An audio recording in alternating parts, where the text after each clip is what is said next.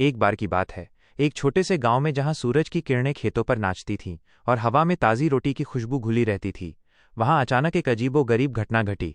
उस दिन हमेशा की तरह किसान रामलाल अपने खेतों में काम कर रहा था, जब उसने आसमान से एक चमकदार चीज को जमीन की ओर आते देखा।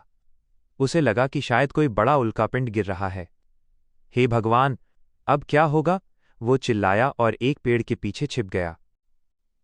धमाके के साथ एक अंतरिक्ष यान खेत के बीचों बीच आ गिरा। यान का दरवाज़ा खुला और उसमें से एक अजीबोगरीब प्राणी बाहर निकला। वो प्राणी पतला और लंबा था, उसकी 3 आंखें थीं और उसका सिर एक तरबूज जैसा गोल था। उसके हाथ में एक चमकदार रिमोट कंट्रोल था, जिससे वो अजीबोगरीब आवाज़ें निकाल रहा था।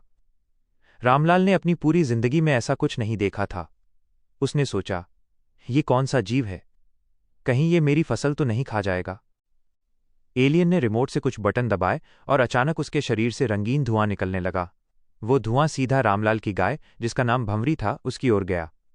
भंवरी गाय हमेशा शांत और सीधी रहती थी, लेकिन धुएं के छूते ही वो जोर जोर से उछलने कूदने लगी, जैसे किसी डिस्को में नाच रही हो। गाय को नाचते देख रामलाल अपनी हंसी नहीं रोक पाया। वो पेड़ के पीछे से निकलकर जोर से हंसने लगा। एलियन रामलाल की आवाज़ सुनकर उसकी ओर मुड़ा। उसने अपने रिमोट से फिर कुछ किया और इस बार एक हरी किरण रामलाल की ओर आई। रामलाल को लगा कि अब वो गायब हो जाएगा या उड़ जाएगा, लेकिन कुछ भी नहीं हुआ। इसके बजाय रामलाल के माथे पर एक छोटा सा गुलाबी रंग का फूल उगाया। रामलाल ने अपने माथे पर हाथ लगाया और फूल को देखकर हैरान रह गया। वो और एलियन दोनों एक दूसरे को देखकर हंसने लगे। एलियन ने अपने रिमोट से फिर कुछ बटन दबाए और एक चमकदार रोशनी रामलाल पर पड़ी, जिससे वो फूल गायब हो गया। एलियन ने अजीबोगरीब आवाज़ों में कुछ कहा, जो शायद नमस्ते या माफ़ी जैसा कुछ था, और फिर अपने अंतरिक्ष यान में वापस चला गया। यान जमीन से ऊपर उठा और एक इंद्रधनुषी रास्ते पर चलता हुआ आसमान में ओझल हो गया। रामलाल अपनी नाचती हुई गाय को लेकर घर वापस गया।